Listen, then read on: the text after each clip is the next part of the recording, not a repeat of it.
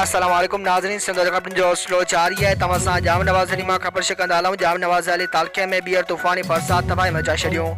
क़यामत के नज़ारा जाम नवाज़ अली नवाबाद लोड बिरानी शहर में तूफ़ानी बरसात जो तबाही कार्य ॿीहर शुरू थी वियो। 5 ॾींहंनि जे वफ़क़े बाद वरी गरीब मिस्किननि जो आंजूं वधाए छॾियो।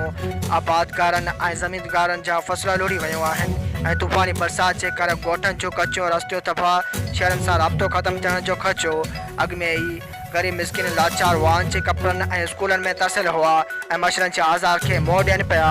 ओॾां त सागर ज़िले खे आफ़त सटल ज़िलो करार ॾिनो वियो, पर अफ़सोस सिंध हुकूमत कंहिं शहर या कंहिं ॻोठाणनि जी हिन ॾुखे महल में कुझु न करे सघिया।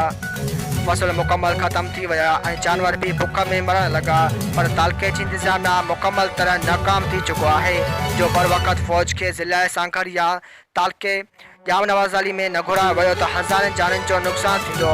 शहरनि ऐं ॻोठाणनि जो अॻु में ई बरसाती पानी न निकिरी सघियो हो। हेॾां नज़र कयूं था ओॾां बोडी बोर्ड नज़र अचे थी। खुदा सिंध हुकूमत खे अर्ज़ु कयूं था त जेके ॻोठाणा फाथल आहिनि उन खे महफ़ूज़ हंधनि में मुंतक़िल करे, बाक़ी हितां जा नुमाइंदा सिर्फ़ु घरनि ताईं महदूद आहिनि।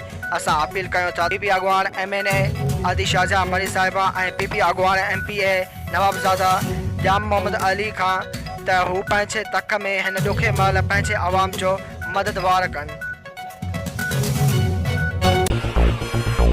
वधीक ख़बरूं ॾिसण लाइ विज़िट कंदा असांजी वेबसाइट www.sindhajraknews.com।